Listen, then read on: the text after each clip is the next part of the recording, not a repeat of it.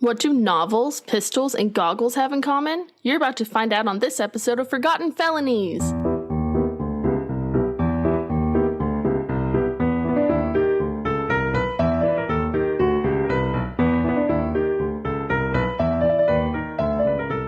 Welcome back to Forgotten Felonies. I'm Monica. And I'm Olivia. And this is where we take you back in time to rediscover the tales of vintage villainy that time forgot.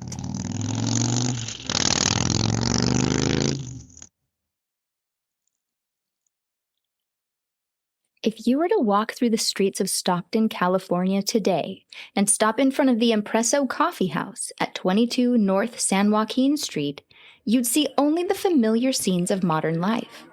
Cars passing, pedestrians walking by in a hurry, the hum of conversation spilling from the two tables situated outside the coffee shop doors. It's the kind of everyday scene you could find anywhere in California in 2025.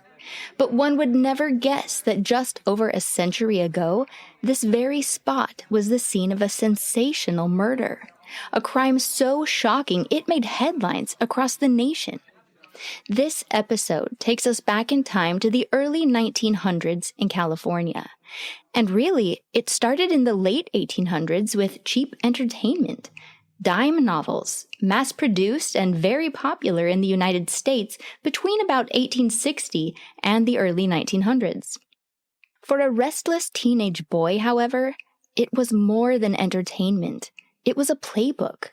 He read these dime novels cover to cover, again and again, memorizing every adventure, every gunfight, every getaway, every defiant smirk the outlaw threw at the world.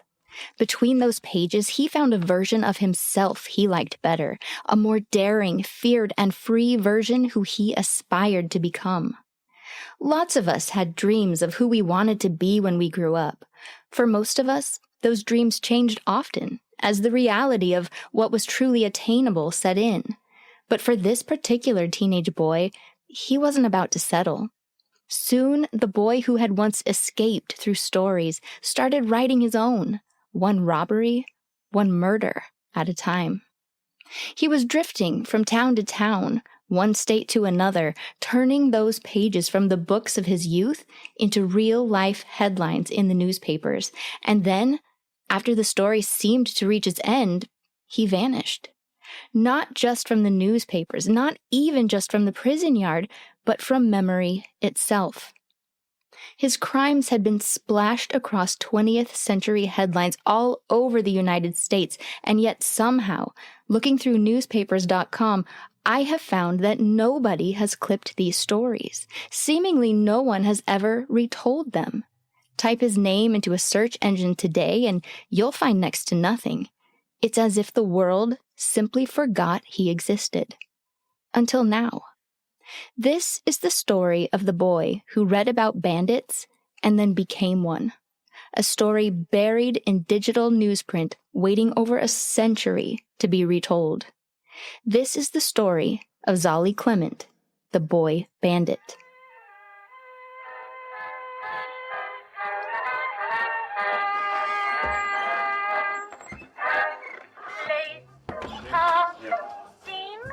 It was January of 1912, and business was good for 52-year-old William Henry Newman. He'd been the owner and operator of the Hoffman Cafe at 22 North San Joaquin Street in Stockton, California, for at least the last 16 years. He was a popular man and one of the most well-known saloon men in all of Central California. He'd earned himself a nickname, Diamond Bill. Diamond Bill was a fancy man. The Hoffman Cafe, though it sounds like a restaurant, was actually a saloon where men could play cards for pretty high stakes. $20 gold pieces were thrown around like nickels in the Hoffman, and serious gamblers spent late nights gambling away their life savings over bottomless drinks. He got his nickname because of the diamonds he wore. He had a diamond ring and a diamond stud that he wore during business hours. They were appraised at $1,250, which would be just under $42,000 today in 2025. He was so concerned about being robbed for his diamonds that he locked his diamonds up in a safe with the cash every night when he closed.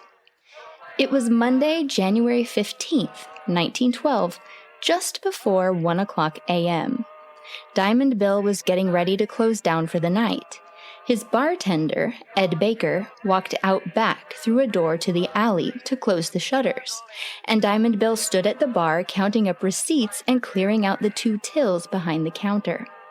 That's when the doors to the saloon swung open one last time and the highwayman entered.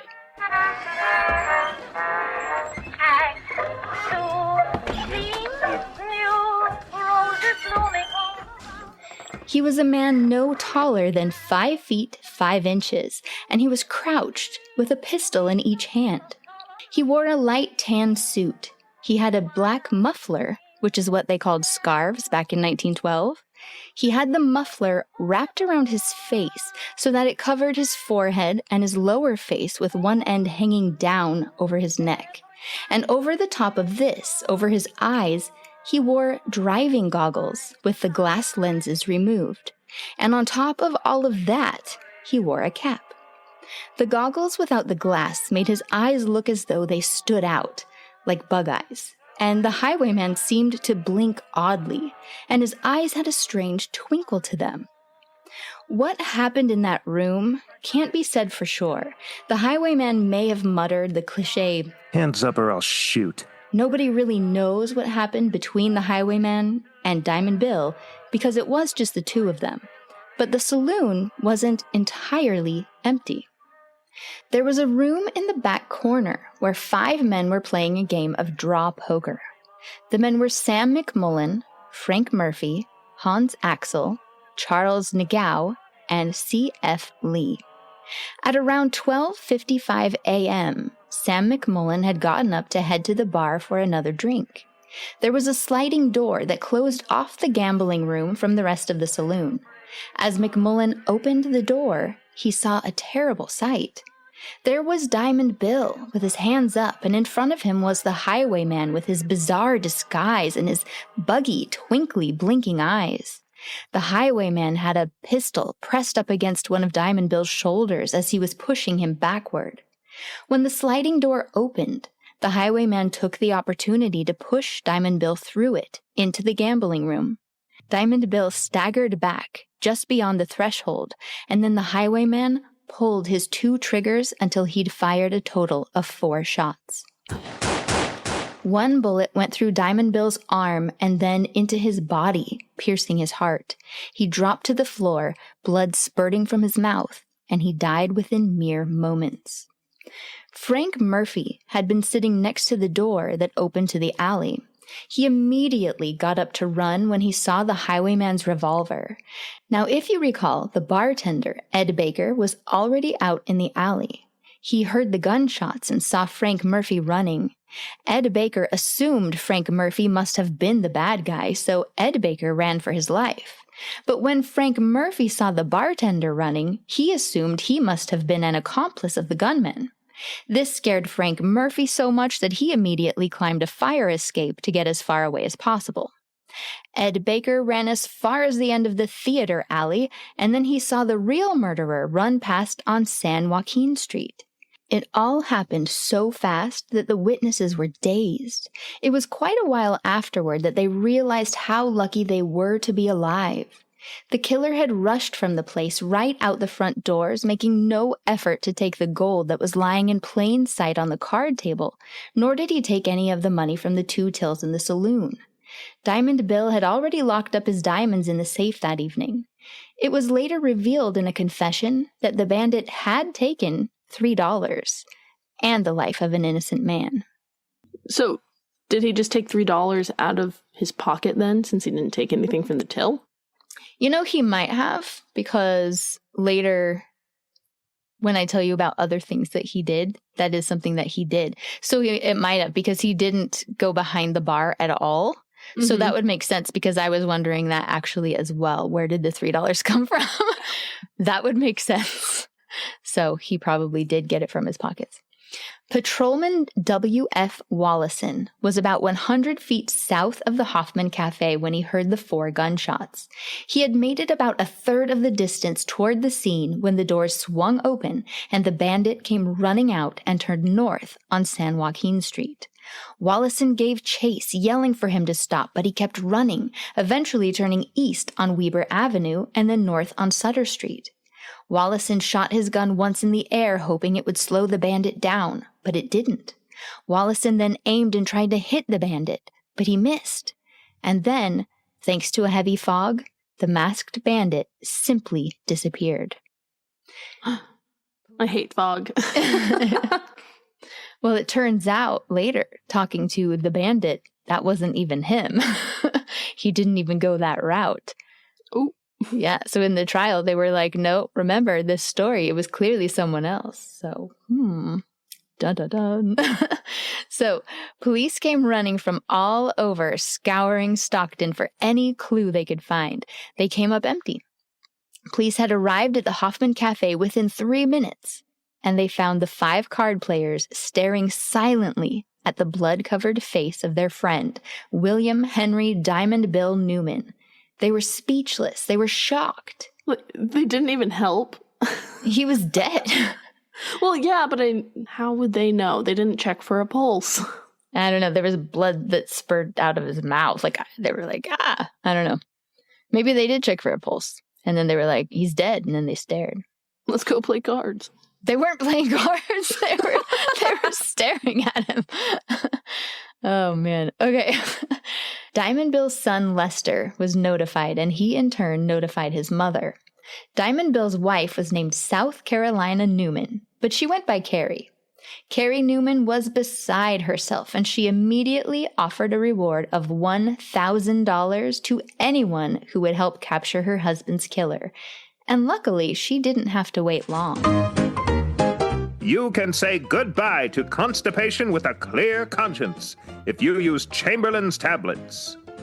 Many have been permanently cured by their use. For sale by Osgood Bros Drugstore.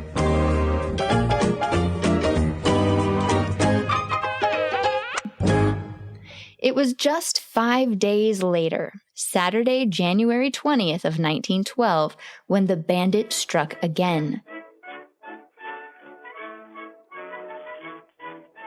Once mean lamb breaks and all bell frown, tuck a load of corn. This time it was in Sacramento, at the Martin Saloon located at 20th and G Streets. It was just after 10 o'clock p.m. James Martin and his son, James Martin Jr., as well as a black man by the name of Luke Harris, were sitting around the wood stove when the bandit with the glassless goggles, black scarf, and a brown suit came in through the front swinging doors, a revolver in each hand. As soon as the bandit said, "Hold up your hands," the younger Martin dove for his revolver. This was the bandit's cue to open fire. His first shot struck Martin in the groin and he fell to the floor. He had managed to reach his revolver, however, and he fired back at the bandit, but missed. The bandit realized that it would be impossible to secure any loot from this saloon, and he started backing toward the door while continuing to fire at the 3 men inside. Another shot struck the younger Martin on the top of his head, and a third went through his left wrist. The older Mr. Martin was about 90 years old and had rushed straight to his son when he had been shot. Luke Harris, however, who was on the payroll as a porter at the Martin Saloon, he was the true hero on this cold January night. As soon as the shooting had begun, Luke rolled out of his seat and quickly crawled low to the floor over to a refrigerator to grab a double-barreled shotgun that was kept behind it. Luke was able to get a shot off at the bandit as the bandit had turned to flee, and Luke got him in the right arm. He saw his arm go limp, and the bandit dropped the gun he'd been holding. The gun fell to the floor of the saloon porch, and the bandit continued to run off. The police arrived quickly to take James Martin Jr. to the hospital, where he was in grave condition, and they weren't sure if he would survive or not. He was immediately placed on an operating table, and surgeons hoped and prayed they could save his life. Meanwhile, Officers Ryan and Pennish scoured the neighborhood to look for the runaway bandit, but all they found were the muffler and a gun a few blocks from the scene. And remember, a muffler was a scarf. The bandit ran until he dropped from exhaustion and loss of blood. He wound up lying and bleeding on Mrs. Oldfield's lawn. A 16-year-old boy by the name of Charles Hogan was out that night delivering tamales in the neighborhood when he heard someone calling for help. It was a young man about 5 feet 5 inches, maybe 140 pounds, bleeding profusely from his right arm, which was very obviously broken. I just want to say, I wish I got night deliveries of tamales. Bring it back. Yeah. Where's Charles when you need him? The injured man begged for a drink of water. Charles asked him how he'd gotten hurt, and the man wouldn't answer that. Charles helped him get to a house in the neighborhood where he was made comfortable, and then Charles immediately phoned the police. He thought it was a little strange that this man was so terribly wounded, but refused to say what happened. When officers Thielen and Vogel went to the scene of the wounded man, they had already heard about the shooting at the Martin Saloon, and it didn't take much brain power to put the two incidents together. He was located at a house on 23rd Street between I and J Streets. The young man still wouldn't say how he'd hurt his arm, and he gave them a fake name, Ollie Lemons. A search through his pockets gave them his real name, though, and at this time in 1912, he was 26 years old. Olivia, please tell us all you know about Zollie Clement and his family. I would love to. Zollie Cavender Clement was born to Perry Irwin Clement and his wife Emily Frances Elizabeth Jackson Clement on the 21st of May, 1885, in Villano, Walker, Georgia. Zollie was the third child of 8 total children born to the two. In total, he had 2 brothers and 5 sisters. Their birth years ranged from 1876 to 1897. The family moved to Sacramento, California sometime between the 1870 census and the 1900 census. The 1880 and 1890 censuses were missing, so I unfortunately cannot give you an exact date on when they moved. Zollie married Hattie Bell Seeley on the 22nd of June, 1908 in El Dorado, California. In 1909, Zollie moved out of his home with Hattie, and 2 years later, in May 1911, he started dating a woman named Emmeline Bareilles. In that fall, in 1911, Zollie asked Hattie for a divorce. I found no evidence of any children being born, so I think it's safe to say that Zollie wasn't ever a father. But I mean, you never know. You never know. But no, he and Hattie did not have children. So, let that be known widely. But I mean, with other people, you never know. Right. But I mean, there was that one true crime book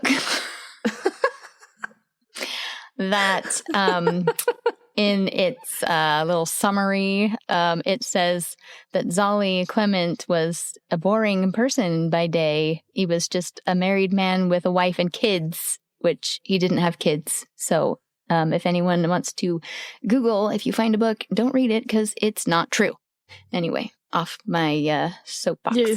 Are you going to rewrite a Wikipedia page again? If there is one, I will have to. Oh, some people. Okay. I just don't understand. If you're going to write a book, why are you going to make up stories? If it's supposed to be true, why are you going to make it up? Drives me nuts. It's crime fiction at that point. So frustrating. I will never use a true crime book as a resource. Ever. Ever. Just FYI. Ever. Okay. Now, after Zollie was picked up with his shattered right arm, he was taken to the receiving hospital. This just so happened to be the same hospital where James Martin Jr. was being treated for the shots he had to his head, wrist, and groin.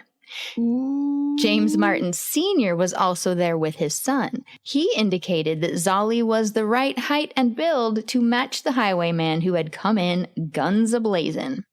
Zollie's right elbow was torn to shreds by a discharge of birdshot, and he was in a lot of pain. Still, Chief William Ahern was pressing him for a statement.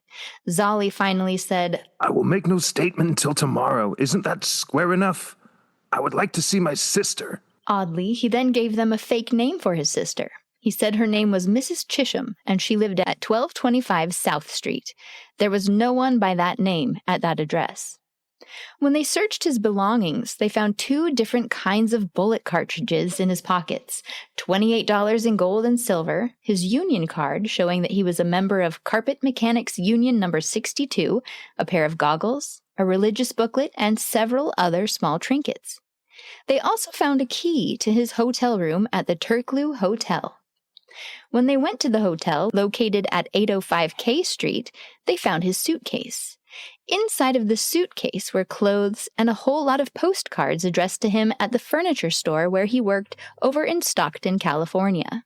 So now they know where he came from. Yes, they do. And that's where Diamond Bill had been murdered just a week before.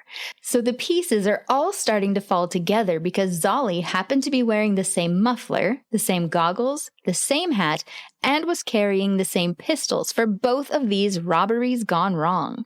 It didn't take long for the police to realize Zollie was the man responsible for both of these crimes, and they said as much in the newspapers. And Zollie, well, he just loved reading about it in the paper the next day. It's like he was addicted to the newsprint. Chief of Police Ahern in Sacramento immediately contacted Chief of Police Breyer back in Stockton to let him know that they had Zollie Clement in custody and that he was employed at a furniture store in Stockton. They also found letters addressed to him at his home, which was a modest little room where he had 3 roommates. Chief Breyer went with Officers Gayu and McIntosh to the address on the cards and searched his room. His roommates were Harvey McNeese, A.P. Harris, and F.F. O'Dare. They all roomed together at number 444 East Minor Avenue. When the officers arrived, they were all asleep. At this point, it was probably the very early hours of Sunday, January 21st. And at first, the 3 men thought it was a joke when the officers arrived. Zollie Clement, the man they'd been living with, was a seriously straight-laced guy. But when the officers told them all that Zollie had done, they were more than willing to help them search through his belongings. And when searching through his things, they found the tan-colored suit that matched what was worn during the murder of Diamond Bill just a week before. It was made by Ike Brown, and it had the name Zollie Clement on the tag inside. They also found a photograph of a young lady by the name of Emmeline Bareilles among his belongings in Stockton. Back in Sacramento, at the Turklew Hotel, inside that suitcase, they found a white handkerchief that, quote, still had the imprint of a nose upon it. And working on this clue, they found a Sacramento saloon man who identified Zollie Clement as the man who had held up his place not once, but twice. Zollie Clement had hit Charles Comenzin's saloon on 20th and Q Street on August 19th, 1911, and then came back and held up the Comenzin saloon again on Christmas Eve of 1911. Can we go back for a minute? What do you mean, the imprint of a nose? I know. Okay. I am not kidding. Like, it literally, that's why I put it in quotes. I have gone back to that article so many times. It literally said it was a white handkerchief that still had the imprint of a nose upon it. So, like, dirty? Or boogers? Like a crusty hanky that's, like, molded in the shape? I can't even tell you how much time I have spent thinking about this. And it took me days until I figured out the answer to this, but I do have the solution. I'm glad you do. Because I don't. Oh, man. This is hilarious. But yeah, that had to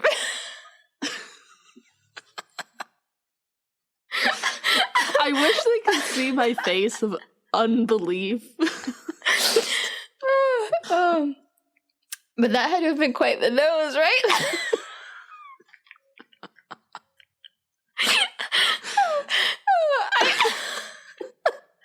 And now a commercial break so Monica can compose herself. Oh my gosh. I even went to find a grave to see if there was a picture of a Charles. I can't even breathe. Oh, I was like, I have to see this guy's nose. Okay, I hope send me the dates of his birth, and I'll see if I can find some. But so it's easier on us. If any descendants are listening, and if you have a picture of Charles Kemenzine's nose, please send us an email at forgottenfelonies@gmail.com. He was born... Oh, I guess you did give me the dates. He was born in 1866 and died on December 3rd, 1934. Okay, but wait. So I later did figure this out. I found another article, and I'm like, oh. But this, like, I spent days, you don't even know, where I was just like, what? I'm surprised you didn't tell me about this earlier. I have to keep some things. I need genuine reaction. Oh my gosh. Okay, I think that maybe the reporter might have been mistaken and the handkerchief was maybe not actually white because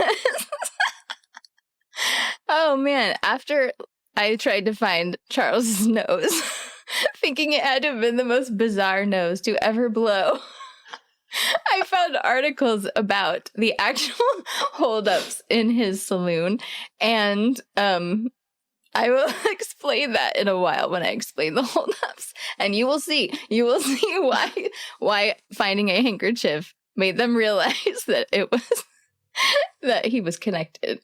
But I think maybe it wasn't white, and it wasn't just dirt from the nose. Ew. But I spent so many days, you don't even know. I was like, what did this nose look like?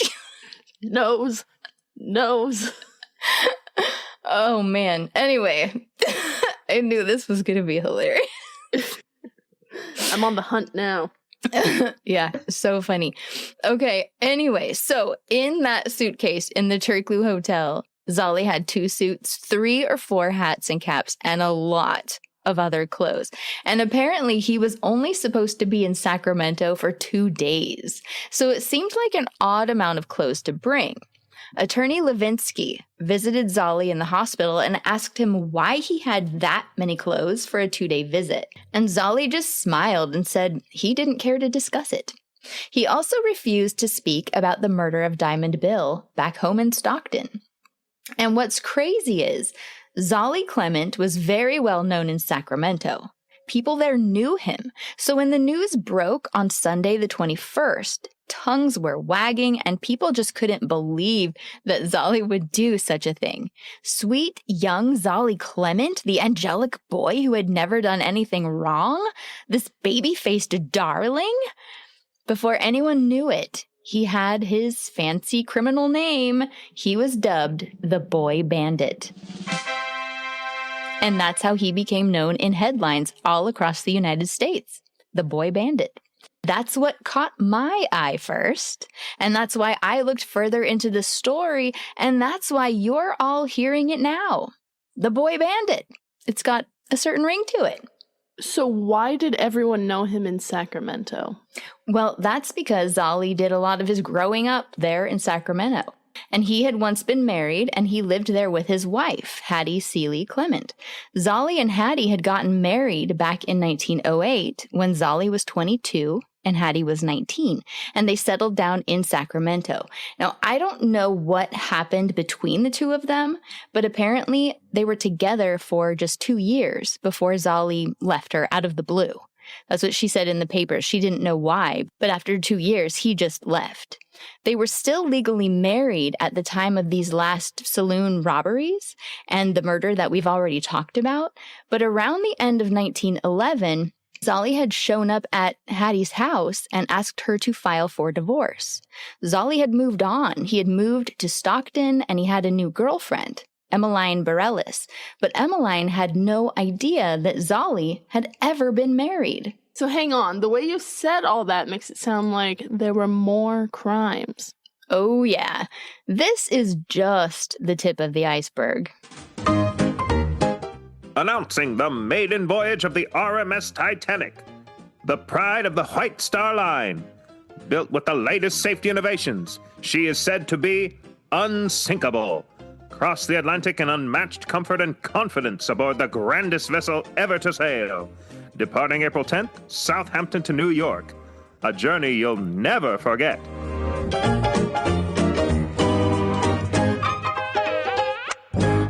By January 23rd of 1912, Zollie was still in a lot of agony in the hospital in Sacramento, and James Martin Jr. was recovering post-op. Zollie had already confessed to being the man who shot up the Martin Saloon, and the authorities were building evidence against him to prove he was also the man who had murdered Diamond Bill the week before and held up the Commenzend Saloon twice the previous year. Zollie eventually had a visit from a Baptist minister, a Reverend Travis. He showed up on Tuesday, January 23rd, and spent quite a bit of time with Zollie. After their visit, Reverend Travis notified Chief of Police Breyer that Zollie wanted to make a statement. It turns out that Zollie had converted the previous September, just a few months before, having robbed and shot up these 2 saloons. And after chatting with this minister, he decided that he ought to come clean about his whole life of crimes. His confession was extensive and shocking, and Zollie couldn't wait to read about himself the following day. With this one confession, a whole lot of cold cases were solved.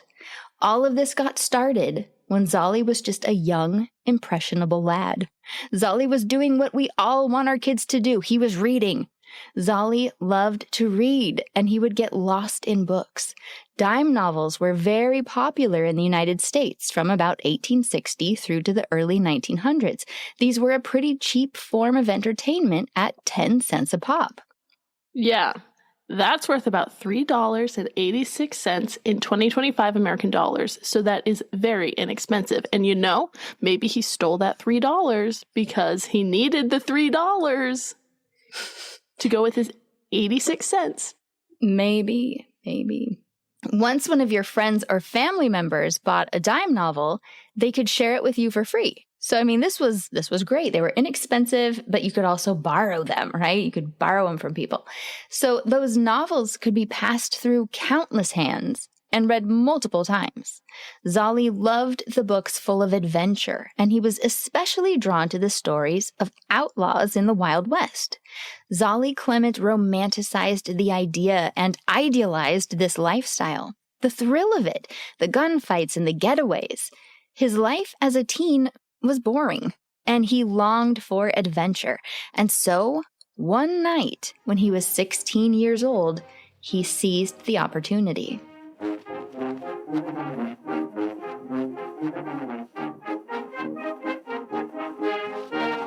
Saturday, May 17th of 1902 was the last day of the street fair in Sacramento. This was a big annual event that went on for a week and was put on by the Street Fair Club. It was a huge, costly event that brought people from all around. It often had a coronation ball to kick it off on the first night, but they had called that off in 1902 because the club didn't have the finances for it that year. It would have cost a solid $1,000. In 1902, that would have had the spending power of about $38,000 today. That would be insane for one night. Yeah, like, debutantes were a big thing back then, but... Yeah. A woman named Miss Faye Jackson had been elected May Queen with 187,716 votes, which was 119,107 more votes than Miss Gertie Plum had received.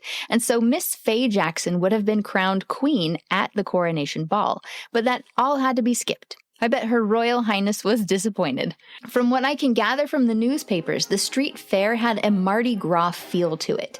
People wore masks like you'd see at a Mardi Gras festival, and they'd celebrate in the streets.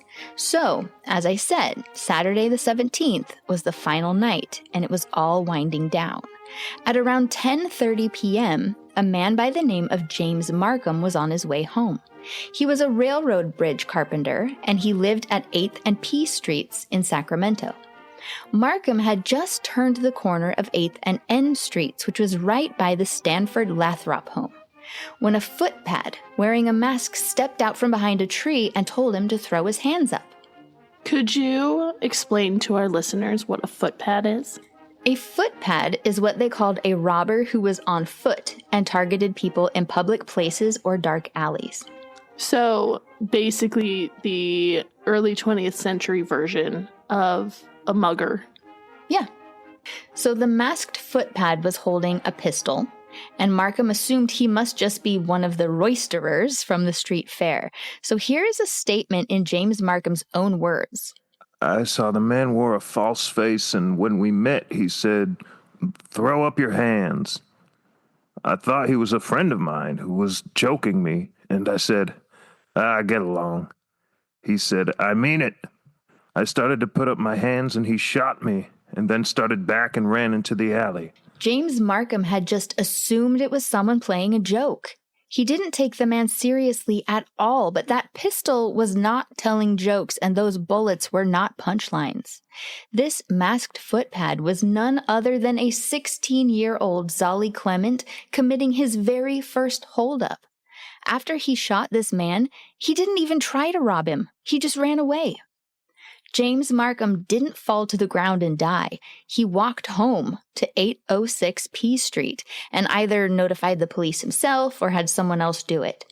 Dr. George L. Stevenson, a surgeon from the Railroad Hospital, arrived to attend to him, and he wound up taking him in the police patrol wagon to the hospital for an operation.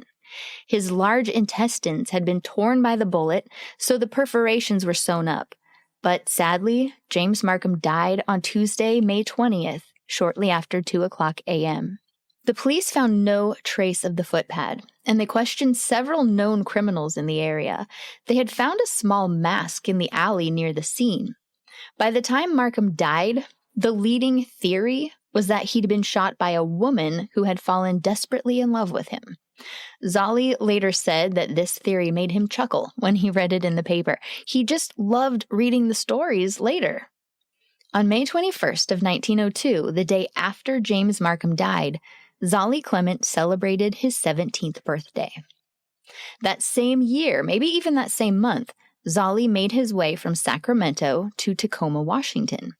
He had an accomplice, who he would not name, but they together committed another armed holdup.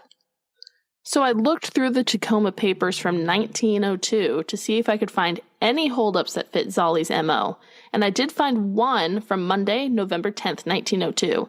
It was in Sumner, Washington, which is not far outside of Tacoma. There were two holdups that night, actually. A man named George Mattis was found insensible near a railroad water tank, close to the main street. He had been slugged and robbed around midnight. He'd been hit in the head with a sandbag and robbed of $6. The other man was A.M. Gordon. Two men armed with revolvers stopped him on the track and told him to throw up his hands. They took from him $1.50, which was all the money he had. That definitely sounds like Zollie.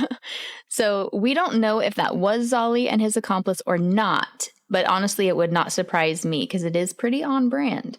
But I do wonder who his accomplice was. He said he wouldn't reveal his name in 1912 because he had since gotten married and had a family, so he didn't want to, ruin things for him. Next, Zollie says that he held up a man in Woodland in 1904. There is a city called Woodland in Washington, but there's also a Woodland, California, which isn't far from Sacramento. So I'm not sure which Woodland he was talking about. When I searched for the term holdup in all of 1904 in Woodland, Washington, I got no results at all. While on the other hand, I got quite a number of results when I looked for the same in Woodland, California.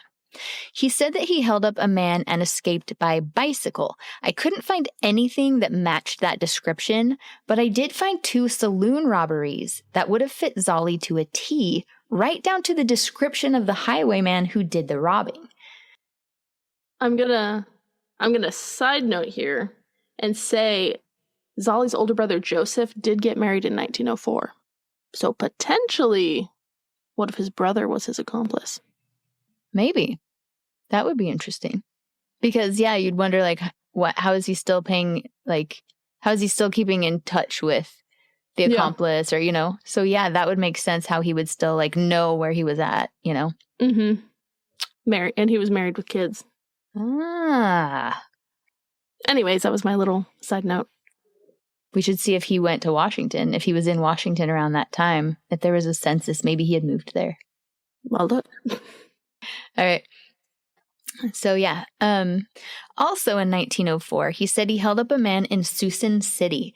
I couldn't find any news articles available at all from that city from 1904, so I was out of luck on that one. Zollie said in 1912 that he always looked in the newspapers the next day to see if there were stories about his crimes, and he was disappointed when there was no coverage. So it's possible that any of these crimes that I'm talking about were not his at all, and the crimes that were his didn't make it into the papers, just FYI. So all of this is speculation. Now, also in 1904, Zollie got a job as a carpet layer in San Francisco. He was working for a place called Spalding's.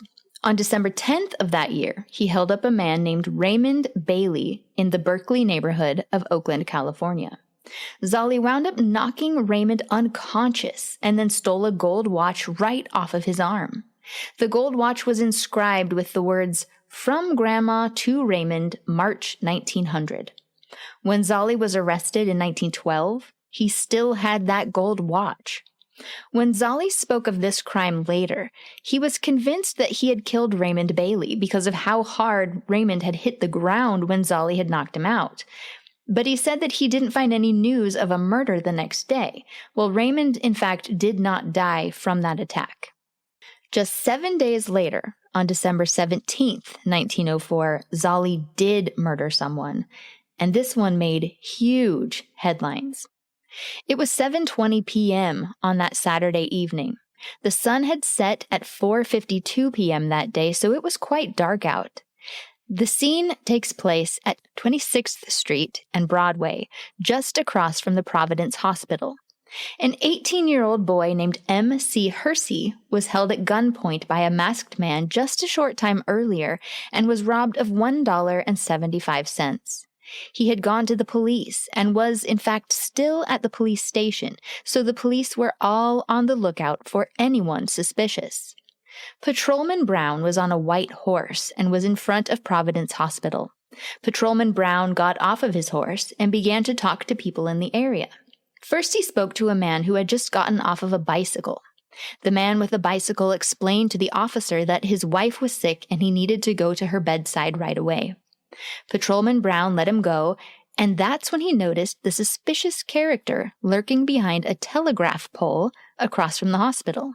Zollie thought that if he saluted the officer, he may just continue on, but he continued to approach him. Witnesses heard the officer say, "Come here, I want to speak to you."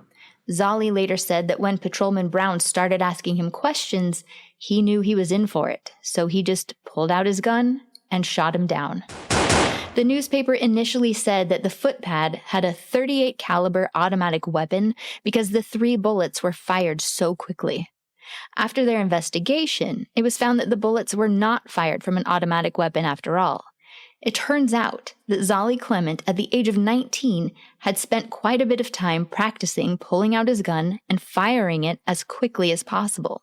That's why the 3 bullets sounded like they all came out seemingly at once. 2 bullets hit Patrolman Brown in his body, and 1 shattered his club. He staggered backward and said, "Murder! Murder! I'm shot!" His pulmonary artery was severed when it entered his left breast, and he died within a few minutes. Whoa. So do we know if Zollie was the one that held up MC Hersey? He didn't say when he was giving his confession, and I think he would have said, because if he's confessing to killing the cop, I think he would have said if he had done it. So I don't think he did. He didn't even mention that there had been a holdup. I think it was later. He said that he killed the cop, and then later reporting, they said why the cop was out talking to people. So he may have just omitted that part. I don't know.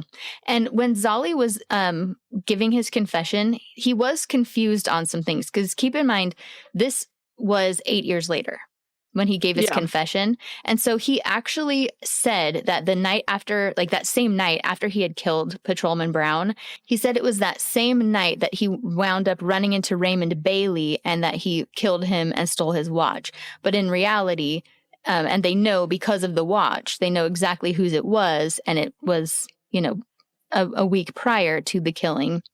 So yeah, we know that he was a little confused on the order of events. But yeah, so I don't know if he did do the holdup of MC Hersey. He didn't include that in his confession. And he seems like such a stand-up guy. You would think he would. Yeah, I don't know. I don't know. But police from all over the city and surrounding areas were searching for Zollie, obviously, after that murder. They were guarding the railroads and the streets in and out of town, and they just couldn't find him. They made a lot of arrests after this, thinking, they'd found the guilty party, but none of it panned out. One of my favorite incorrect arrests for Patrolman Brown's murder was that of a Danish sailor named Andrew Anderson on Christmas Eve. Just listen to this quote from the paper. Patrolman Sherry, who made the arrest, was first attracted to Anderson by his face, which is said to have a thoroughly repulsive and brutally criminal look. Every line in the face indicates an evil nature, and his countenance would be picked out of 1,000 as a type of a criminal face. He sounds like Nathan Harvey's son, Corwin. Oh, yeah, the demon. Poor guy, though. He's just doing his due diligence as a sailor. Like, ew, you're so ugly. You killed someone with your face. If looks could kill, yours would. But in reality, no, he actually had a gun and a mask on him, and he told them he was looking to go out and kill someone. Well? And so they were like, well, then clearly it must have been you. So he actually wasn't a good guy. I guess the face of a demon doesn't lie. I guess. But yeah, he did not kill Patrolman Brown. We found out 8 years later. So, yeah. So, Zollie also confessed to going to Fruitvale a few days after murdering Officer Brown, holding up a saloon, and killing a saloon man there, or at least shooting him and thinking that he must have killed him. I couldn't find any articles about this in December of 1904 or January of 1905. So, again, it's possible he just assumed someone died when they didn't, or he was misremembering the dates because so much time had passed. But yeah, now without giving a date, Zollie says he next went to Fresno, where he met a black man on a bench in a park. They got to talking and realized that they both had a love for criminal adventure. So they went to a saloon in Fresno one night where they stuck up a whole gang of people together and were able to get a load of cash in the process. When they left the saloon, they both wound up running in opposite directions. His accomplice was holding the money, and unfortunately, Zollie never saw him or the money ever again. So maybe not his brother. Oh, no, this was someone completely different. This was years later. I think it could have been his brother in Washington for sure. He says he held up another saloon in Fresno a few days before he left that city, but there was another whole gang of people inside, and Zollie only had himself. He saw that he couldn't get away with it, and he backed out without securing any loot. So he just went in, stuck him up, and was like, "Oop, never mind," and out he went. And then on March 21st of 1908, Zollie's mother died. So she had been just 52 years old, and Zollie would have been 22. His birthday was 2 months away. I don't know if he was close to his parents or not, because it sounds like he left home at 17, when he went to Tacoma. But I believe by 1908, he was back in Sacramento. Mm-hmm. So we're going to go back and give a little recap from what I said earlier. It was after all of this that he married Hattie Bell Seeley. On, like I said, June 22nd of 1908, Zollie was now 23 and Hattie was 19. Hattie had been a student in Placerville, California when Zollie met her. He was an upstanding member of the community, clearly, and Hattie's parents were happy about the union. After the wedding, the two of them settled in Sacramento, California, where Zollie had been raised and made a home together. It was 2 years later, like I said, that things went bad and they split up, with Zollie moving out. Hattie returned to Placerville, and she continued to go by Hattie Clement, at least until 1941 when her father passed away. So it looks like she may never have gotten married again. Yeah, so she would have been 52 in 1941, so I imagine she probably never did get married again, and I could not find her burial on Find a Grave, so I don't know when she died. And I know I had you try to find her, and couldn't see anything. I kind of have the feeling that maybe she did get remarried after that, just because we couldn't find her. Yeah, so it's possible. But yeah, I wish I could find out what happened in that 2 years. I know that Hattie had no idea he was a criminal, though. And by day, he was just a carpet layer who made pretty good money, actually. He made $25 to $30 a week. So he didn't need those $3. No, he did not. He moved from Sacramento to Stockton, California after he left Hattie, and he was hired at a furniture store. I believe he was still a carpet layer, so maybe the furniture store also sold carpet. He and Emmeline Bareilles, who lived in Stockton with her family, began dating in May of 1911, when Zollie was just at the cusp of his 26th birthday, and young Emmeline was 19. A couple months into the relationship with Emmeline, the Boy Bandit struck again.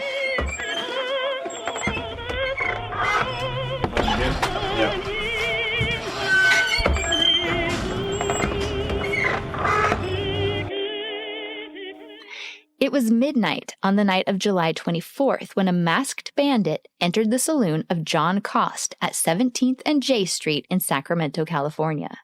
The bartender was behind the bar drawing a beer, and Thomas Farness and J.A. Johnson were the two patrons sitting at the bar. The bandit held them up with his pistol. He got $40 from Thomas Farness, $2 from J.A. Johnson, and $25 from the till. And then, keeping the three covered with his pistol, he backed out of the saloon and made his escape into the night with his $67. And that has the purchasing power of $2,284.88 in 2025 US dollars. Yeah, so, that wasn't a bad haul. Poor Thomas Farness, though, that $40 was probably an entire paycheck. Mm-hmm. That's poor guy. Awful. Now, keep in mind, he's living in Stockton, California at this time, working as a carpet layer for a furniture store there, but he's traveling back to Sacramento, probably by train, to commit his crimes. The holdup of John Cost's saloon was July 24th of 1911, and the Boy Bandit next struck on August 20th, not even a full month later, with a green handkerchief concealing his face. Oh. And with a joking humor, while holding up all 7 people inside the Commenzend saloon with a small blue revolver, the short, stocky bandit robbed the joint. He had all 7 of the men line up along the wall with their hands up while he took everything he could get out of the till. He then went down the line and told them to shell out everything he had in their pockets, except for one man. He told one of them that he, quote, looked too good to be robbed. The police wondered if maybe the bandit had recognized a friend of his. Goals right there. Man, you're looking good. Yeah, I don't want to ruin that outfit. right? He was just joking around. A different article said that he said, "You're too pretty to be robbed." So this one I was looking at said he looked too good to be robbed, but a different one said he said he was pretty. But anyway, so is this where the nose comes in? yes. So apparently the whole handkerchief thing was that it was a green handkerchief. And so that's why when they found him with a green handkerchief, they were like, "You must be the guy." And so that's how they made the connection. So that's why I think the reporter must have been wrong. The reporter must not have imagined that a green handkerchief existed and was like, well, clearly the only way they could make a connection between a handkerchief and a saloon robbery is if there was an imprint of a nose. Like the nostrils, they tell all. Oh, man. So, yeah, after I saw that where it was green, I was like, oh, yeah, it could have saved me days of contemplating how this is possible. Oh, my gosh. Seriously, days. I was like wondering, like, man, what this nose must have looked like. Anyway, okay. But yeah, so the guess was he got about $100, but they weren't sure of the whole amount. He was wearing a broad-brimmed, light-colored hat, a light coat with black pants, and tan lace-up shoes. But that most striking thing about him was that green handkerchief that was covering his face. Now, as he left, he announced, Dutchie, you'll find your bicycle in Capitol Park tomorrow morning. And he made his getaway on a bicycle that had been parked outside the saloon. Now, that was August of 1911, and the Boy Bandit came back to the same saloon on Christmas Eve of that same year. In fact, when he stepped inside, Charles Commenzend recognized him and said, "What, you here again?" And apparently, according to the article in the Sacramento Bee, the bandit replied, "Yes, and last time I came, you ran out and yelled your head off. This time you stay inside, line up, and be quick about it." And that was that. This time he got away with about $70, most of it from the table where Commenzend and the patrons had been gambling. Now, I feel really bad for Charles Commenzend because these two robberies weren't the only two crimes that he'd faced. He'd also had a burglary in April of that year, and I saw somewhere that he'd been hit a few other times as well. So his saloon was just a very popular place for criminals to hit. And I don't know why, but yeah. So that second robbery at the Commenzend Saloon was December 24th of 1911, and then he killed Diamond Bill at the Hoffman Cafe in Stockton, California on January 15th of 1912, just about 3 weeks later. And then 5 days after that, he shot James Martin Jr. while robbing his and his dad's saloon in Sacramento, California. And Luke Harris, the hero of the hour, shot Zollie Clement in the arm and ultimately put an end to his 10-year career as the Boy Bandit. This guy was good. Yay! So Zollie Clement, the Boy Bandit, wrote out his confession in the presence of City Attorney Hart, Detective Biggs, and stenographer Pfeiffer. When he was done, he heaved a sigh of relief. His only requests were that the police and the newspapermen leave his wife, Hattie Seeley Clement of Placerville, and his girlfriend, Miss Emmeline Borellis of Stockton, completely out of it. He said that neither of them even knew he'd ever committed any crimes, and he didn't want them hounded or made into public spectacles. Zollie's friends were absolutely shocked by all of this. He didn't drink alcohol. He didn't smoke or use any form of tobacco. He didn't hang out with a rough crowd. He had good morals and values. He attended church regularly. He was a straight-laced guy by day and the Boy Bandit by night. On February 10th of 1912, Zollie wasn't feeling very relieved by his confession. He was feeling rather down in the dumps, you could say. He'd had surgery on his arm, and he attempted suicide by opening a blood vessel near the wound. The physicians acted quickly, and they were able to save him. On February 12th, the district attorney in Stockton decided they were going to put Zollie on trial for the murder of Diamond Bill. Zollie was still recovering in the county hospital in Sacramento at this time. 2 days later, on February 14th, just after 3 a.m., Zollie tore the bandages from his right arm and tried to sever an artery with his fingernails. Ew. Chief of Police Ahern ordered that his good hand, his left hand, be cuffed to the side of the bed. Finally, on March 9th, Zollie was moved from the county hospital to the city jail in Sacramento while he waited for transport to Stockton, where he would begin his journey through the court system for the murder of Diamond Bill. No, we don't do all the work, or most of the work. But what little we do is right. If you have any building you wish done in a worksmanlike manner, see us. C.A. Noble and Sons, Contractors and Builders. Phone Main 388. It was March 12th when Chief Ahern loaded Zollie into a taxicab and took him to the train depot.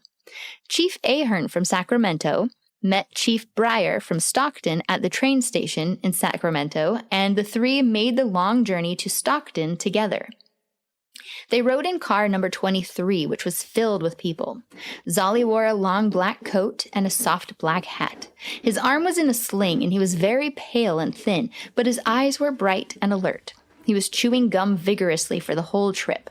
At one point, his head dropped against the window, and they thought maybe he had fainted. They gave him some water, and he was fine for the rest of the trip. He said the seat was getting very hard, he was very tired, and his arm was in a lot of pain. The train arrived in Stockton at 2:03 p.m. They took a car from there to the jail, and he was taken inside. He hadn't been handcuffed throughout the whole trip. When he got into the jail, he was looked over by a Dr. Friedberger. He dressed his wounded arm and found that from his wrist up to the shoulder, there had been diseased portions of flesh cut away to prevent blood poisoning. By March 15th, Dr. Friedberger said that Zollie's arm was not doing well at all. If it didn't start to improve, he was going to have to graft 30 square inches of skin onto his arm. Now, an article on March 17th made me laugh. It said, Zollie Clement, many-time murderer, complains that his wounded arm is bothering him. Not so much trouble with his conscience. I didn't know that they were doing skin grafts back then. That's wild. On March 26th, Zollie's last victim, James Martin Jr., was released from the hospital. James Martin Jr., though, never fully recovered. From 1912 to 1919, he worked at the hospital as a telephone operator. But, starting in 1919, he was readmitted as a patient. In 1935, James Martin Jr. suffered a stroke that made everything just, well, worse. For a while, he couldn't talk and was paralyzed in his throat. An article from the October 20th, 1940, the Sacramento Union says, but the paralysis is leaving his throat, and when he can keep from sobbing with despair, he can talk fairly well. On December 10th, 1943, James Martin Jr. passed away at the age of 66. And, before we get back to our story about Zollie, I just want to add that while Zollie was sitting in the Stockton jail, a few days away from his preliminary hearing, that the Titanic sank on April 14th, 1912. Yes, it was wild looking at the articles about Zollie. Like, he's one headline, and then the next headline, like, next to it was about the Titanic. It was, like, crazy. And seeing pictures and stuff. So, very interesting what was going on at the same time. Now, the preliminary hearing for Zollie took place at 10 a.m. on April 19th of 1912, with Justice of the Peace Parker presiding. The preliminary hearing ultimately decided that Zollie would be held for trial in the murder of William Diamond Bill Nelson. While in the courtroom that day, Emmeline wouldn't even look at Zollie. When she got up to leave, she had accidentally left her sweater, so Zollie called out to her. Miss Bareilles! Miss Bareilles! You have left your sweater! She came back and he handed it to her with a smile and a bow. She sharply said, "Thank you," and she left. The trial was set for June 4th, and it took forever to seat a jury because everybody everywhere knew about the case. Jury selection began on June 4th. By June 6th, they had 9 jurors. Zollie's sister, Etta, started weighing in on jury selection. She was taking extensive notes through the process, and she would tell the defense attorney who should be dismissed. Now, one juror in particular, a guy named G. Ginelli, he was dismissed because Etta didn't like his looks. that was her reason. So another demon face? I don't know. I looked him up. He and his brothers owned grocery stores in Stockton for over 50 years, and both of them had first names beginning with G, so I don't know which of the brothers it was. But yeah, he was dismissed because Etta thought he was unattractive. Well, Etta, beggars can't be choosers. Yeah. So it made the papers how she was like such a big part of all of it. But anyway, the jury was finally complete by 2:30 p.m. on June 7th. They called 6 witnesses that day. They called Emmeline's father and 2 brothers because Zollie had been at their house on the evening in question. They all said they didn't know what time Zollie left their house that night. The Hoffman Cafe is just 5 blocks from their house, and the prosecution's theory was that Zollie probably went straight there. 2 of the card players were also called as witnesses that day, and the 6th witness was a civil engineer to explain a map of that portion of Stockton. This was a Friday, and court adjourned at 5 o'clock until Monday morning, June 10th of 1912. It didn't go over the weekend, which was very weird for that day and age. Normally, they just plowed right through. Emmeline Bareilles was the first on the stand on Monday morning. She testified for more than an hour for the prosecution, and then defense attorney Ben Barry put her through a grueling cross-examination. She was very nervous, and she laughed a lot. She said that Zollie had gone to her house at 4 o'clock that day, January 14th. They had some conversation, then went out for supper. That evening, they went to church. The attorney wanted her to go through every single detail of that evening, starting at midnight, which was the time she was positive her brothers had come home from an event they'd attended, because he wanted to establish that Zollie was at her house until after 1 o'clock a.m. She said after her brothers came in, she and Zollie roasted 2 batches of chestnuts on the stove. She wasn't sure how long that took. Then they ate some apples. Next, she shampooed Zollie's hair, which would have taken 15 minutes. Then he shampooed her hair. She was sure it would have taken more than 15 minutes because her hair is so long and thick, she said. Then he showed her his gun and asked her to load it for him. He told her it was just for protection because he didn't want to be held up by a footpad or a highwayman on his way home. After she loaded his gun for him, they went out onto the porch and talked for a while until he said it was time to go. Now, that all sounds to me like it took quite a while, but the newspaper said that it only proved he was there until 12:35 a.m. I think the hair washing would have been 35 minutes alone, but, whatever. It's all hogwash because we know that he did, in fact, kill Diamond Bill at 12:55 a.m. Later that afternoon, the prosecution declared Emmeline a hostile witness because it was discovered that she had gone to the defense attorney's office several times and had been meeting up with Zollie's sister, Etta. So Emmeline was doing what she could to help Zollie and was not really on the side of the prosecution after all. There was a gun ballistics expert named Howard Carr that the prosecution was really relying on. He had done a test, shooting a bullet from Zollie's blue revolver into a ball of cotton, and then looking at the markings left on the outside of the bullet. Unfortunately for the prosecution, Carr testified that the bullet certainly might have come from Zollie's gun, but he wouldn't definitively say that it had. On June 11th, Zollie himself took the stand.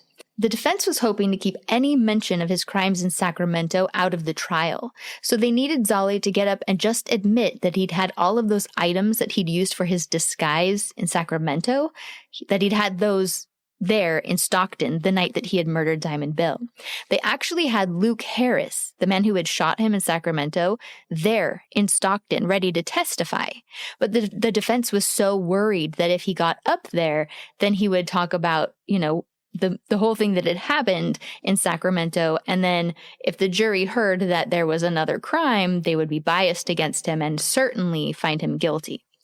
So they got Zollie up on the stand, and he said, yes, he had the goggles and the muffler and the hat and the guns and the cartridges when he was in Stockton.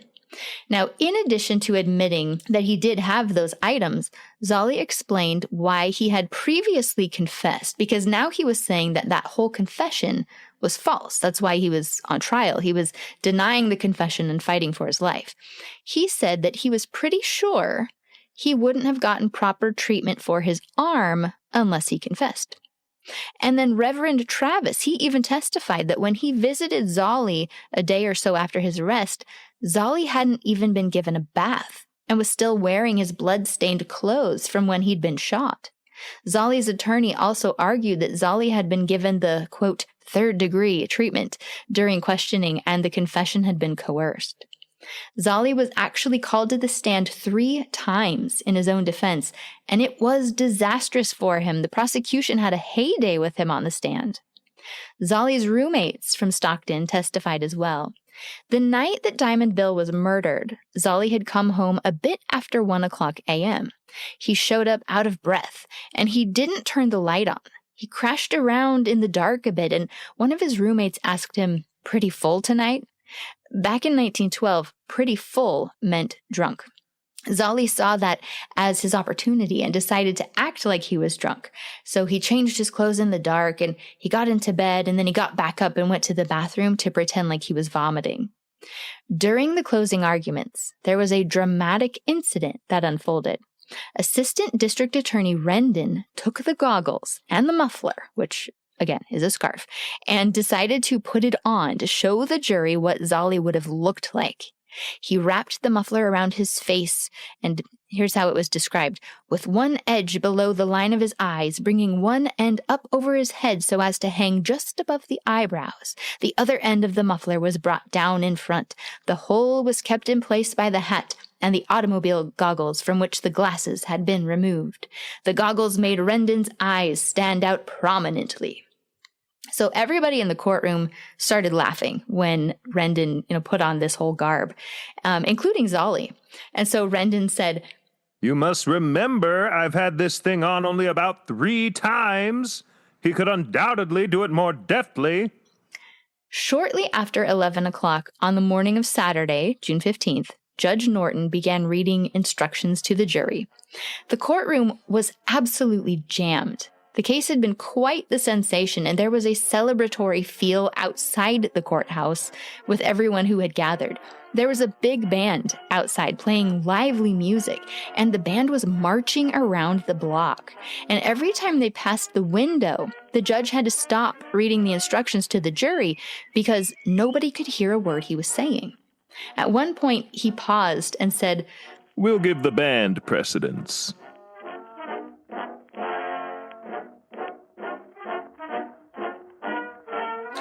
The next time it happened, he turned to Sheriff Rikes and commanded, "Mr. Sheriff, you will go outside and stop that band." Just before noon on Saturday, June 15th, the case was given over to the jury, and by 3:30, they had their verdict. "We find the defendant Zollie Clement guilty of murder in the 1st degree and recommend life imprisonment as the punishment." When the verdict was read, there were many groans of disapproval because the spectators felt he ought to have gotten the hangman's noose. The official sentence was passed on the morning of June 18th, and his attorney, Ben Barry, did not make a motion for a new trial, nor did he say he would appeal the verdict. Zollie Clement was taken to Folsom Prison on the evening of June 19th. He was given a prisoner's haircut and the change of, prisoner's jumpsuit, and his prisoner ID number was 8381. His arm was in horrible condition, and so they didn't assign him to a cell block until a doctor could examine him and determine, what they could do for his arm. Zollie swore that he would follow the rules in prison and be a model prisoner so that he could hopefully be released before he died. Now, you might be wondering how that turned out. The first prison escape took place on Monday, March 31st of 1913, so about 9 months after his arrival. He had been assigned to the prison stables with several other prisoners, and it was a pretty laid-back atmosphere. They have a lot of freedom of movement, but there is a line that they can't step over without being stopped by an armed guard. Well, late that afternoon, as they were about to quit work, Zollie was able to walk away from the stables and pass through a double gate about 100 feet away before a guard stopped him. This was considered one of the most clever escape attempts in the history of the prison because he had used harness blacking to darken the white stripes of his prison jumpsuit, and he had used used brass knobs from electric light fixtures to look like buttons. He had literally made his prison jumpsuit look like a guard uniform. He had fooled 3 guards at the inner gates, and he was only caught because he'd come into closer view of a guard when he reached the prison farm. After that, and because his right arm had a deep furrow in it from the gunshot wound that he'd sustained during the robbery of the Martin Saloon, he was assigned to, quote, the doctor's rock pile. This is where the convicts could labor as much or as little as they pleased, and it was for those who had, injuries or disabilities. Well, in September, so about 6 months after that first escape attempt, he started acting very strangely. He would wander out of bounds, and he would give really strange reasons for it when he was caught. He would start talking to himself. He was staring into space. He was isolating himself more and seemed very morose. So they started watching him to see if maybe he was faking it. But he would go into these strange fits where his voice would get higher and higher, like a higher pitch, and he would talk faster and faster until he was worked up into a wild frenzy, and finally he would collapse on the floor and just pant from exhaustion. So they brought in some experts to check him out, and they found that he was indeed having a mental health crisis. They considered sending him to an insane asylum, but he started to improve. And by January 24th of 1914, so just a couple months later, he was ready to attempt another prison escape. Zollie had met another life prisoner, James Case, who was also being observed for insanity. Now, both of them were desperate to get out of prison. James Case had made himself a key from the tin off of a tobacco can, and at 3:00 a.m. on the morning of January 24th, 1914, all the power was out at Folsom Prison due to a terrible storm. And this was the perfect opportunity. James Case reached through the bars with his key and unlocked his cell. He snuck down the corridor and unlocked Zollie's cell. They climbed to the top of the cell house on a water pipe, and then Zollie crawled toward a guard named J.P. Carlin, who was up on the roof. Carlin was new to the prison and had only been working there for 9 days. Zollie was creeping toward the guard, probably meaning to attack him from behind, but Carlin noticed some movement in his peripheral vision, so he moved to investigate. Carlin walked along the roof, and Zollie hid behind a large pipe used for the ventilating system. Just as Carlin came up next to him, Carlin turned and put the muzzle of his shotgun right up to Zollie's face and ordered him to stand up and raise his hands. Carlin then noticed James Case over by the water pipe. Carlin called out, "What are you doing there?" And Case answered, "Fixing this pipe." Carlin then said, "You stand up or I'll fix your pipe." He then took them straight to the dungeon, which I can only assume is solitary confinement. Prison officials then decided Zollie was one of the worst criminals in Folsom Prison, and he was going to be given the watchful degree, meaning that they would be watching him extra close from that point on.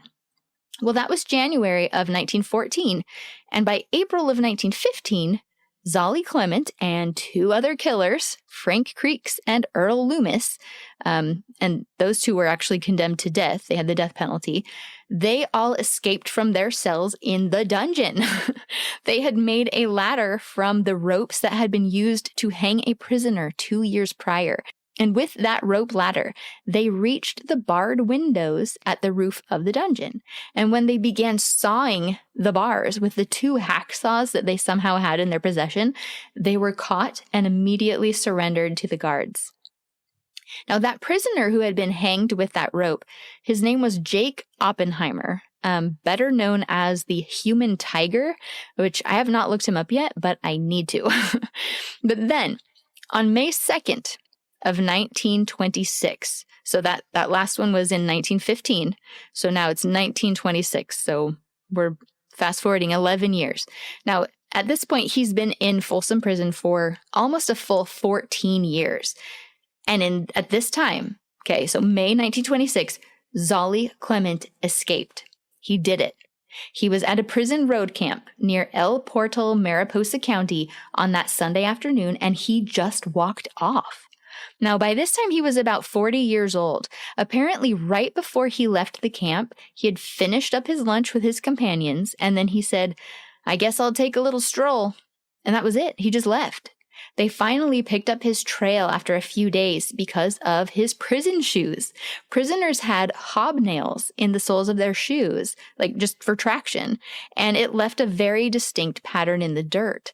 So they caught him around 3:00 p.m. on May 8th. So he'd had 6 days of freedom. He was sound asleep when they found him. He was lying about 100 yards from the main highway from Merced to Yosemite Valley. So back to Folsom he went. He's back in prison, and he just kept applying for parole over and over, and they kept denying him. But Zollie wasn't okay with that. And so it was June 22nd of 1945 when Zollie escaped one last time. It was late that night when he was reported as unaccounted for, and he had escaped sometime between 3 p.m. and 6:30 p.m. while he was working on the prison's turkey ranch. At this time, he was 66 years old, 160 pounds, 5 feet 6 inches tall, had gray hair with a receding hairline. His complexion was, quote, rusty from working in the sun, and he had served 33 years of his life sentence. 3 days later, on June 25th, they announced that they were calling off the search. The warden said, he doesn't have any money to buy food. He has no identification. There's no way he could get a job anywhere. He'll turn up. He'll turn up somewhere, and it'll be soon. But did he turn up? No. Never. He literally never turned up. Never. He could have gone anywhere. He could have taken any name. I don't know. I have a picture of him from his middle age, from the time that he last left the prison, and it will be posted in the group. I'm hoping that someone somewhere out there in the world will see his picture and recognize him from old family picture books. Maybe he was someone's step-grandpa after a while. But he disappeared, you guys. He left prison, and they never found him. In 1951, 6 years after his escape, there was an episode of True Detective Mysteries called The Case Against Zollie Clement. And they put an S after Clement. A lot of people did that. Like most of the newspaper articles had an S. They spelled it Clements. They did it wrong. But anyway.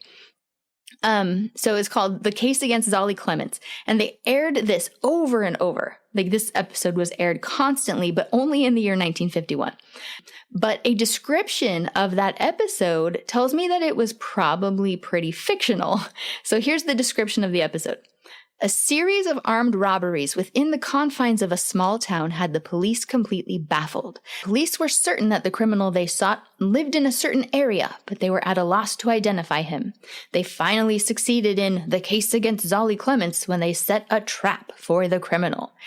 And, that didn't happen. Not at all. So, yeah. And after 1951, that episode never aired again. There was no mention of Zollie Clement in the newspapers ever again. So, yeah, the Boy Bandit was basically lost to history. I have clipped 119 news articles, and that's not even all of them. Those are just the ones in California. But this was all over the news across the nation, and it was forgotten. There's no mention of Diamond Bill. There's no mention of Zollie Clement at all. So let's talk about why Zollie did this. Let's explain this, because it's so strange that someone who didn't need to act this way would have chosen to. Now, Zollie Clement wasn't the kind of man that anyone suspected, right? He had a good job. He paid his rent on time. He went to church on Sundays. He didn't drink. He didn't smoke. He didn't gamble. He kept to himself. He was polite. He was quiet. He was always reliable. But behind that calm exterior lived something else entirely. He didn't rob for money. He told the police he made $25 to $30 per week, which was more than enough in 1912. Zollie said he robbed and killed for what he called the excitement and lust of it. That's a quote. Now, a century later, a forensic psychologist would have a name for that kind of man. Not just a criminal, not just a killer, but what modern psychology calls a high-functioning psychopath. These are the ones who learn how to hide in plain sight. The ones who understand that the surest way to avoid suspicion is to look like the opposite of what you are. He didn't run with a rough crowd. He made sure never to drink or use tobacco. In the light of day, he made sure to stay away from that sort of scene 100%, so that his name and his face would be the last thing anyone would associate with shady behavior. He lived cleanly so that no one would ever think to suspect him. And for 10 years, it worked flawlessly. He even told the police that if a victim could have identified him, he would shoot them. That's when he decided to kill him. Not out of rage, not even out of panic. It was just cold logic. That's what psychologists call instrumental aggression, violence with a purpose, violence that solves a problem. He didn't need the money.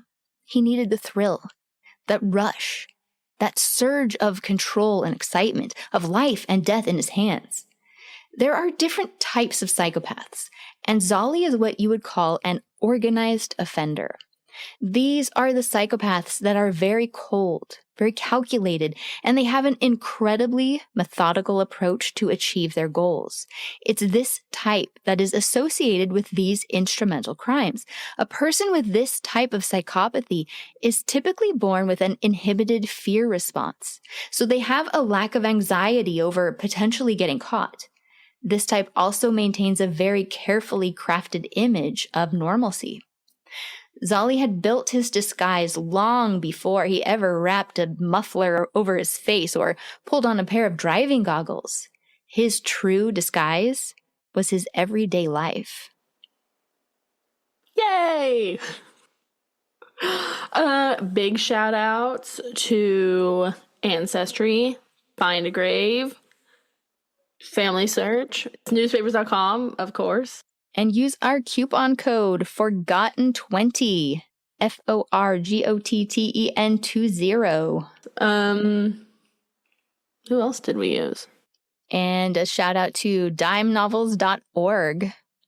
Oh, my brother. We also use the University of Oregon's archives. Follow our socials. Forgotten Felonies on Facebook. Forgotten_felonies on Instagram. And I just made a Threads account, Forgotten_felonies also, where I'm posting stuff also. Leave some reviews. True. I did have a coworker, I told him about the podcast, and he was like, oh, is it okay for kids too? And I was like, don't, for his own kids, I was like, don't let them listen to the Hans Schmidt episodes. Everything else is fine. Well, the first episode I wouldn't listen to either. No, that was fine. I wouldn't listen to, because the 4-year-old gets decimated by dynamite. A little hand here, a little foot there. That wasn't that graphic. I wouldn't do the Hill murders either, though. Oh, for children. But nothing comes close to the Hans Schmidt episodes. Yeah. Like, nothing. Okay, when people ask me about the podcast, like, oh, what do you do? I'm always like, well, it's true crime cases from 1960 and older. Have you ever heard about the only Roman Catholic priest ever executed in the United States? No? Well, you will now. That's the one you lead with. Oh, no. Oh, no. And I'm like, all of them but that. All but that. Don't listen to that. I mean, you got sucked into that for months, though. I know, it was awful. I got way more sucked in than you did. I had to read through all of the transcripts. Oh my gosh, you just got to listen to the highlights for 3 episodes. I was already watching a show about a killer priest, which is how I found this guy. True. Found Hans. True. So. True. But I do lead with Hans. And I'm like, there's dismemberment, there's blood drinking. It really gets them. Wow. Yeah. We clearly target different audiences. I'm like, wholesome family crime, but not Hans. Don't listen to Hans. Then there's my side. 9 body parts. A head in a river. A little hand here, a little foot there. Grown men were crying. An axe to the head. Yeah.